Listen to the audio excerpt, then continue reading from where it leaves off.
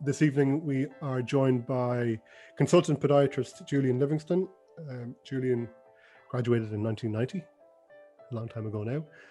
He's currently a consultant podiatrist, or he's been a consultant podiatrist since 2002 within the trauma and orthopedic team at Barnet and Chase Farm Hospitals.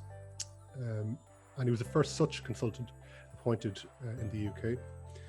He's just told me, he used to have a regular slot of BBC Three's Nick Coffer show where he answered questions about the foot and ankle. It's not going on anymore. I don't know why. We won't dig into that too far. Not me. But Julian, as you know, he's a hugely respected podiatrist, consultant podiatrist. And today he's going to talk on the topic of the subtle and not so subtle cavus foot. And just before I hand over to Martin, who might just want to say hello as well, I'd just like to remind people that all our previous Firefly Gold sessions are currently on the education page on the Firefly website, and you'll find that by going to fireflyorthoses.com/education. So Martin, do you want to briefly say hello, and then we'll hand things over to Julian? Yeah, okay. Thanks, Connor. Thanks, Julian. A big hello to everyone, and thanks for taking the time to join us tonight. I think the gist of these sessions is to connect with our colleagues and friends and, dig down for some of those pearls, or shall we say clinical gold. And I'm excited to, have Julian along tonight. Many's a conversation we've had about the foot and ankle over a glass of wine or a whiskey now and again, Julian. So delighted to have him share some of his wisdom with us, and then we can have a little bit of a discussion after. So I think, Julian, if you want to go ahead and share the screen and just press on, that would be great. I think it's saying we're sharing, so hopefully you can all see this. Thank you for having me. So this at the bottom right is Barnet Hospital, where I mostly live. We've got a nice big extension due to COVID now, so it's an out-of-date picture.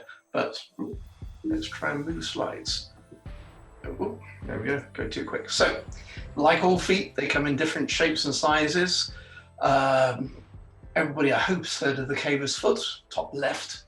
Don't know how many of you have heard of the subtle cavus foot, but we'll talk a little bit about that.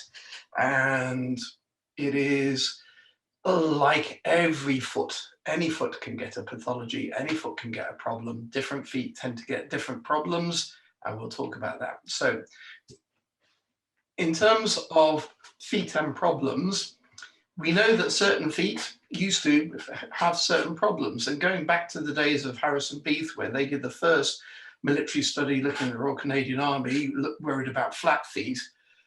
In more modern times, we've been worried much more about cavus feet. And if you look at the actual dates of these, since sort of the early 1980s, there's been a higher correlation noted about military recruits with cavus feet sustaining stress fractures and injuries that will stop them getting through basic training. Anthony Redman and Marie Enan have done a few papers, and this also led them into looking at the foot morphology and whether we need to classify this more, and that's where the foot posture index. That's the one, foot posture index. I couldn't remember. I was going for function index, but I couldn't remember the foot was all derived from that. Thank you, Martin. So see, and we know that different populations have different types of feet, and that is difficult to classify. If you go back to the bottom one with diabetic feet, what are neutral feet? So people have been talking about it. We know that certain feet get certain more problems.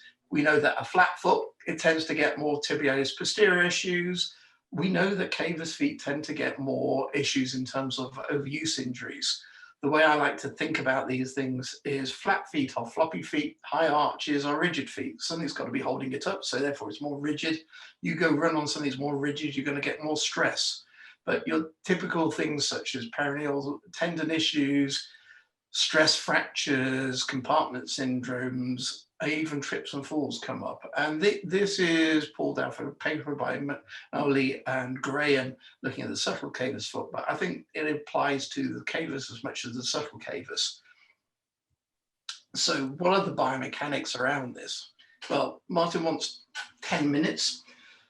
this is going to be difficult to do a minute on one slide talking about that, but if the foot is an equinus, so the foot effectively can't get through the full dorsiflexion, your cuboid is going to be moving over laterally, your perineals are going to lose their mechanical advantage, pes longus is going to want to be starting to plantarflex the first ray, it's going to pull the forefoot into a supinated position if you want to think about it in the old root way, or a plantarflex position, and the foot will become more and more inverted or into a varus position, and that's what is thought to drive it.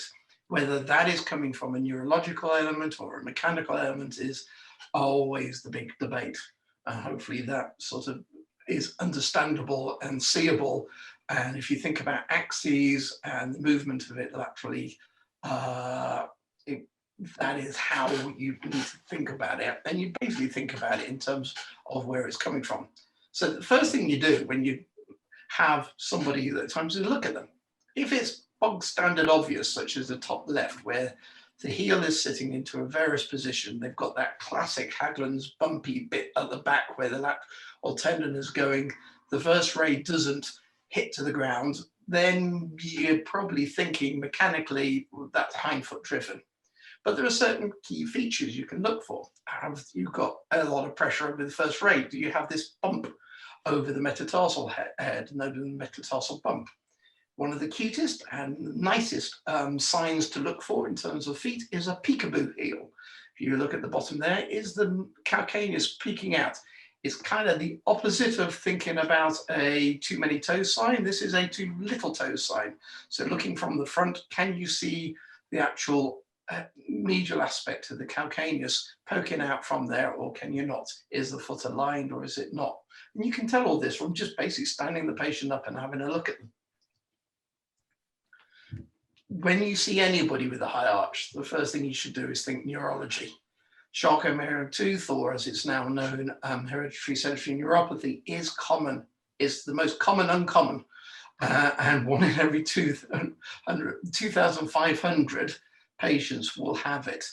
Karl Landorf and his group have done a lot of research that say if you follow up a cavus foot for long enough, you will find a neurological element of it, whether that is a weak perineal associated with Charcot-Marie-Tooth or something else.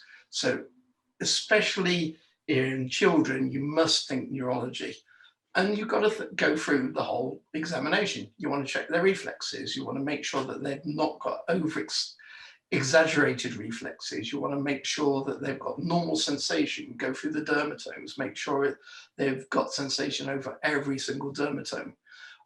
You want to check their power. MRC scaling is from 5 down to 1, 5 being normal, 4 being weaker against power, and then sort of 0, you know, when you're down to 0, they have no power at all. Gowers test, children, lie them down, see if they can get up, see if it's all normal. Children, especially boy teenagers that turn up with funny gaits and Pes Cavus feet, are big red flags. You should be worried about them and you should be following them up. And if you're not sure, you should be referring to get them checked. One of the main problems with all these neurological conditions, especially the inherited neurological conditions, is there's not an awful lot we can do about it. If, you know, teenage boys that turn up with weird feet scare me. You know, I have too many stories of sort of them deteriorating and not getting well. There's not a lot you can do. So the earlier you are, the quicker we can get counselling, the quicker genetic testing can be done, the better everybody's prepared for what may or may not be to come. So, you know, it is important to think out the box. Diabetes, it affects neurology. Polio, MS, polio is still around. Polio, you know, is still not uncommon in the Asian subcontinent. MS, spina bifida, these things all happen. You need to examine your patient thoroughly. Some of my juniors get worried when I go grab a big lump of wood and start charging towards patients. This is not nowadays because they're anti-vaxxers. This is because if they've got a cavus foot, we want to know whether this is forefoot and rear foot. And back in 1977, Coleman produced this test where basically you stand the patient on a lump of wood. If they're hindfoot driven, dropping the first ray over the side of the lump of wood won't make any difference. They'll stay in a varus position.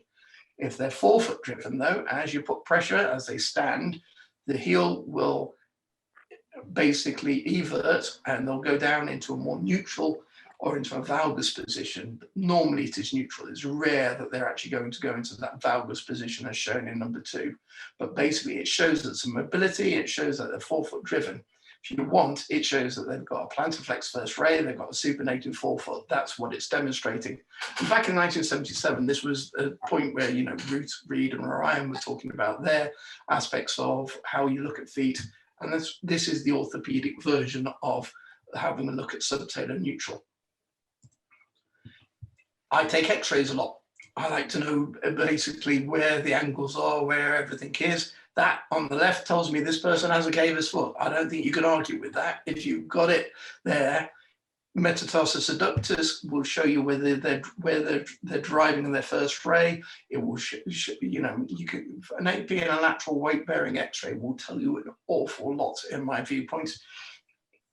If you don't have access to it and it's not readily available, you know, maybe it's not useful. So I've lost my timer, so I don't know where I am, but I will try and bring it up. Oh, we're going a bit too slow. So treatment, the whole purpose of this.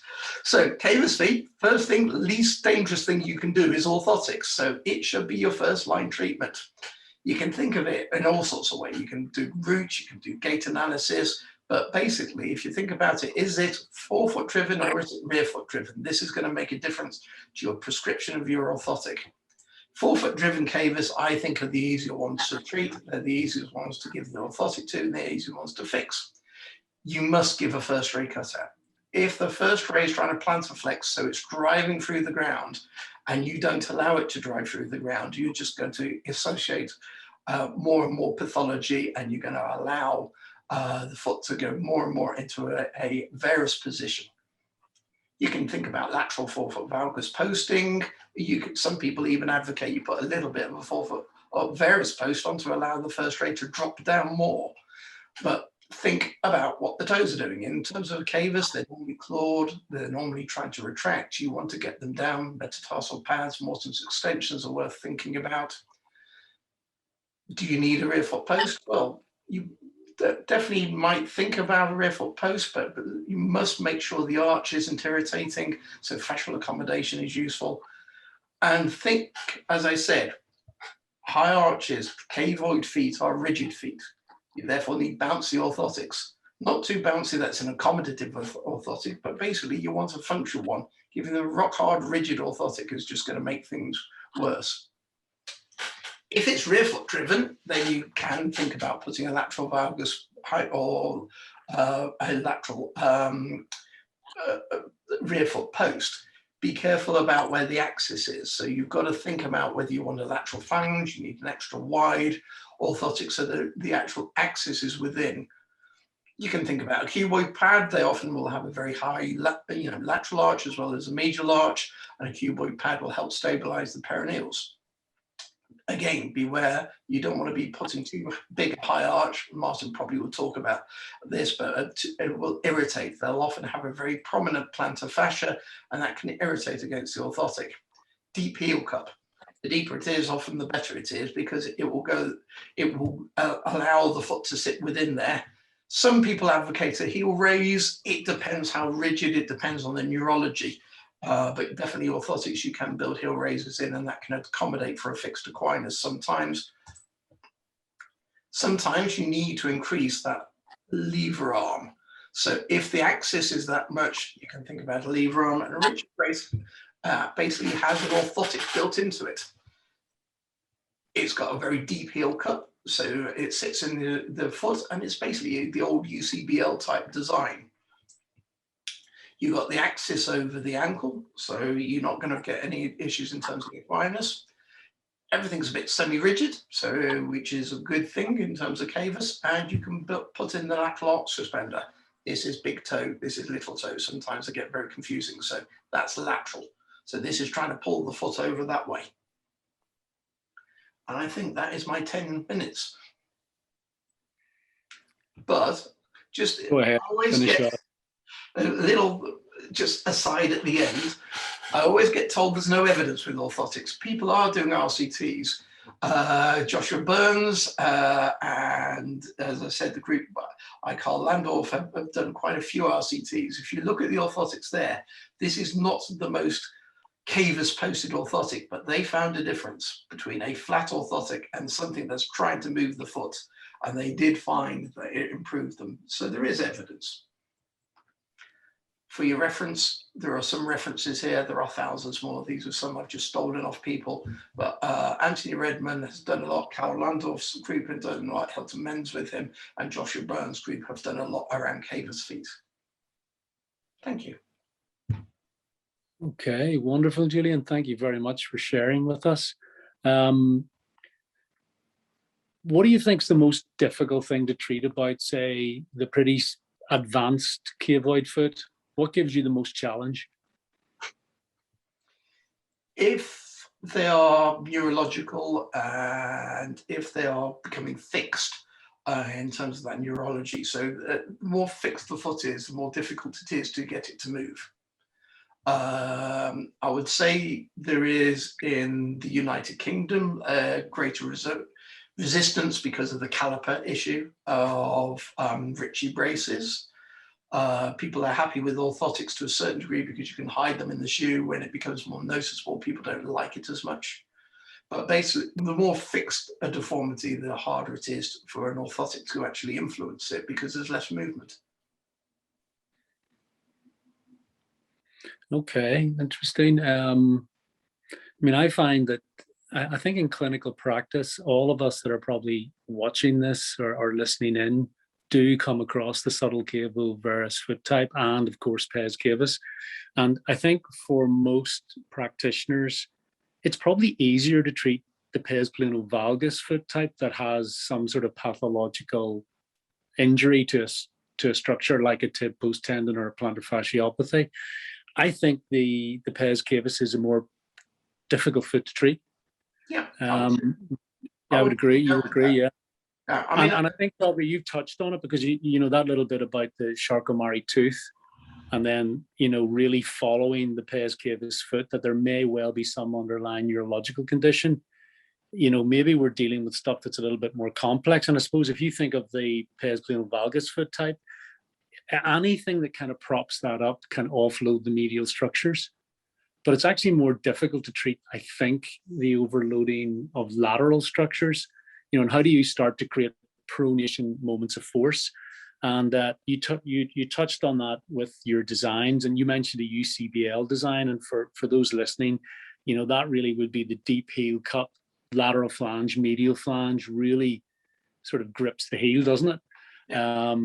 You also talked about cuboid pads. You talked about lateral flanges.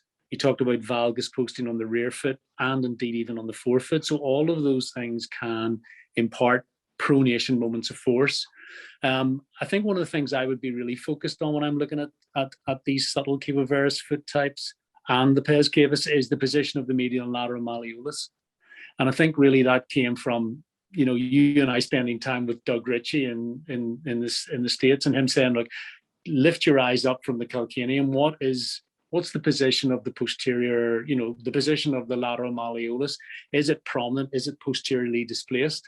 And I sometimes think that the tib fib is driving the foot into that supinated position, that real high arch Pes Cavus position, because quite often when you see them, you've got that posteriorly displaced lateral malleolus, and the medial malleolus has disappeared. It's like that first photograph in your top left.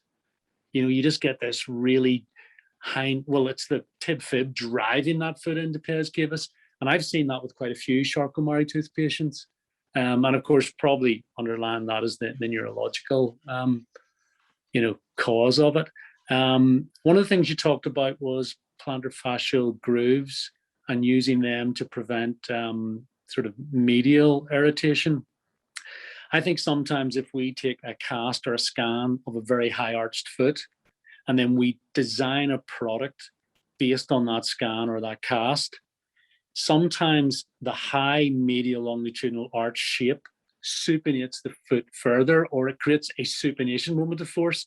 So I agree, you need to lower the medial longitudinal arch, and I think you can do that with a plantar fascial groove because it drops it slightly. Another thing to consider would be maximum cast dressing on the medial side, and then minimum on the lateral side. Have you ever tried that in any of your orthotic designs? I've played a little bit. I have to say, with the new nowadays, because everything's computer modeled and the cast gets scanned that way, I tend to feel that you will achieve it as much by getting the width of the orthotic right and getting the posting right. It is, you know, there are lots of different ways to skin a cat, as they say. So there are a lot, you know, there are different options, and you just got to be open to it.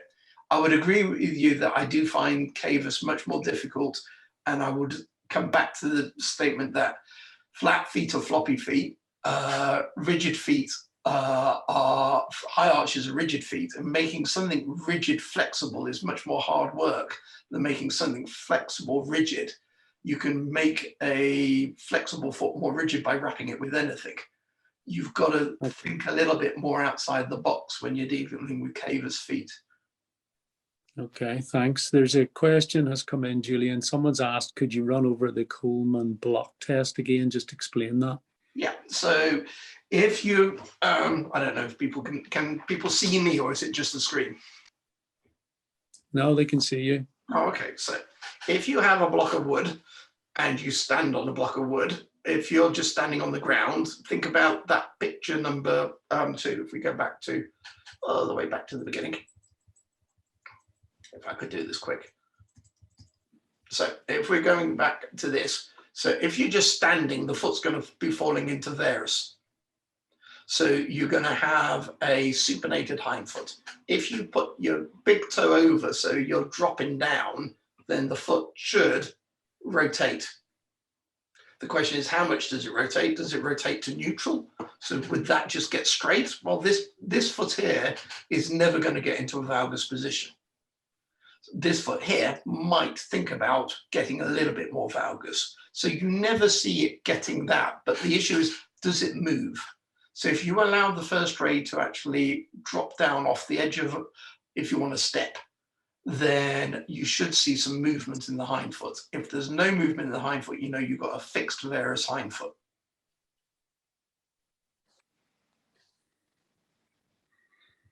Okay. And that's just then, that makes you change your prescription in terms of whether it's forefoot driven or, you know, rear foot driven. So in orthopedic terms, that will decide whether you need to do major, I was going to say batshit crazy surgery, but basically major hindfoot surgery, where you're going to have to do calcaneal osteotomies to both lower the calcaneal inclination angle, but also medialize the calcaneus, or whether you can get away with just doing forefoot surgery.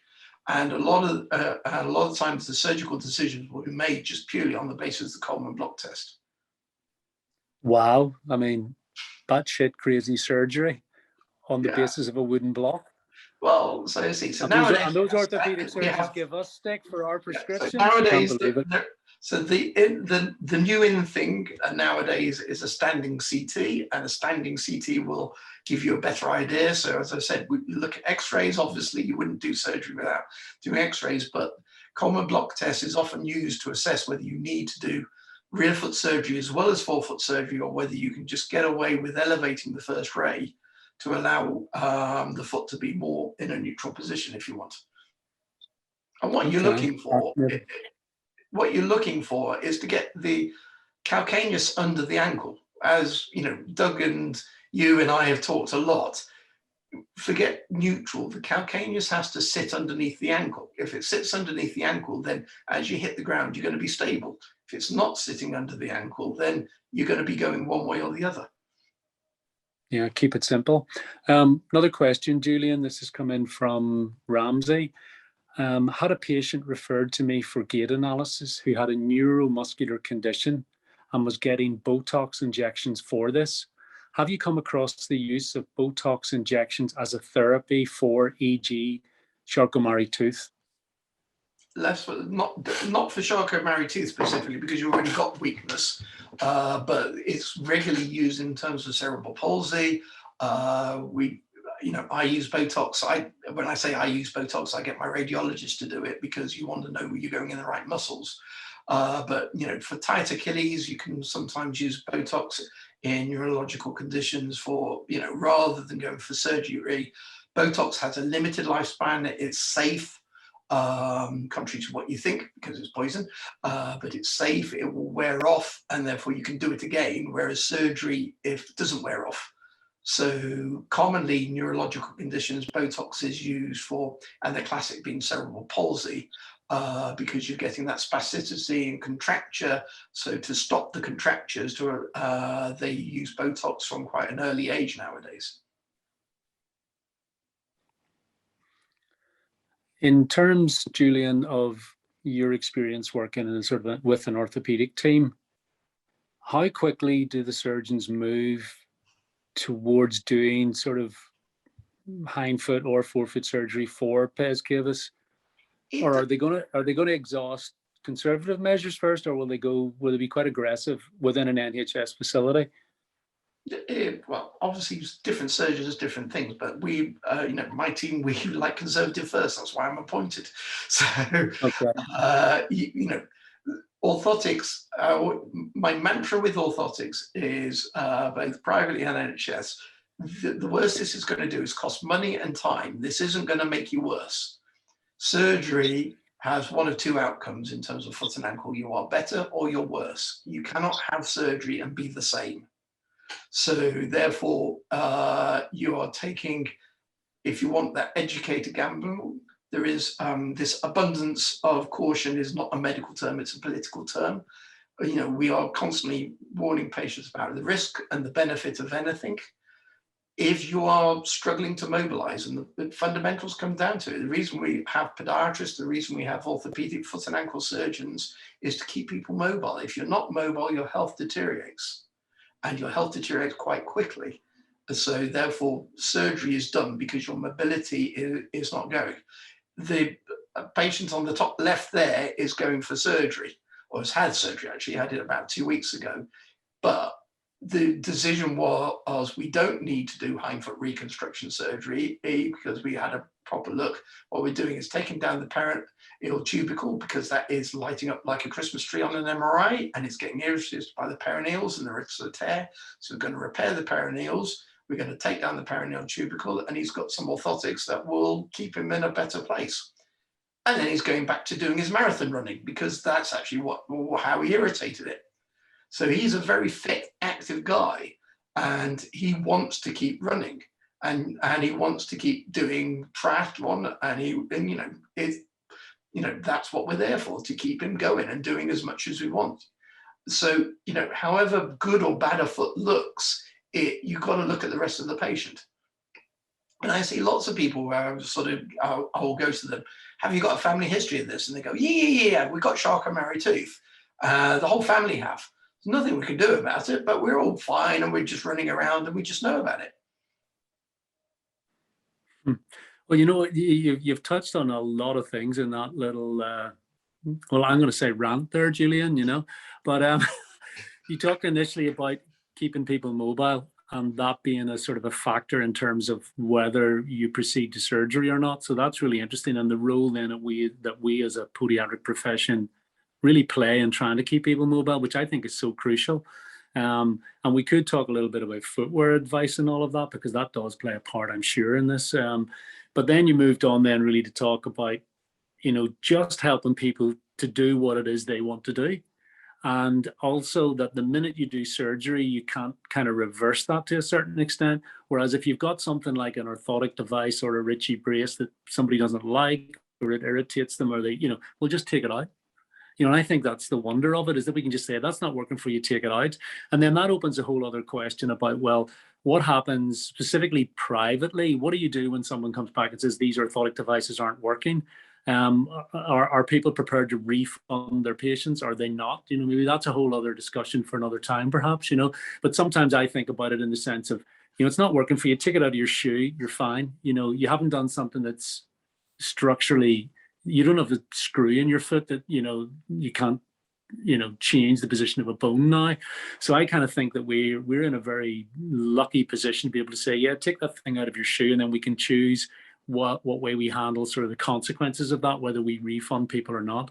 I don't know how you feel about that. What would you do if somebody came back and said, these orthotic devices aren't working? Would you refund them? Yeah.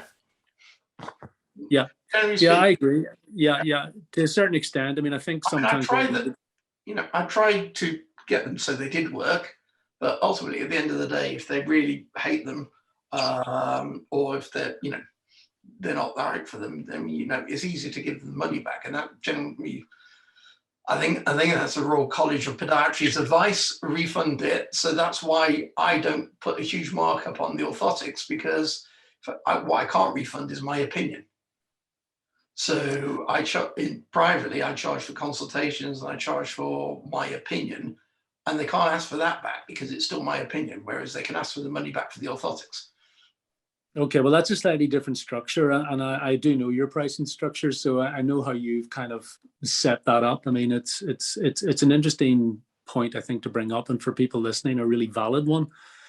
So the consultation with you, the person pays for that, but if it's a medical device, they can be refunded for that. Yeah, and I agree. The Royal College do say if there's an issue with this, just refund the people.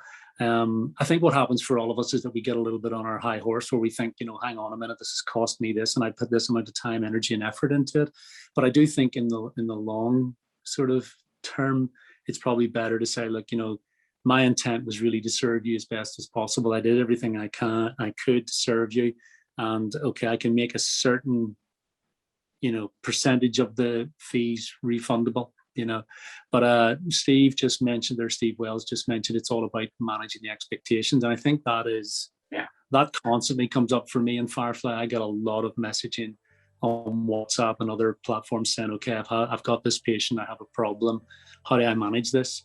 And particularly, I suppose, for younger podiatrists, that's a learning curve and a learning process. I think as we get sort of longer in the game, we probably know a little bit more about how to manage patients' expectations, and to add in things like footwear advice or strength and conditioning and flexibility work, or other modalities such as Botox or Shockwave, or onward referral to other disciplines.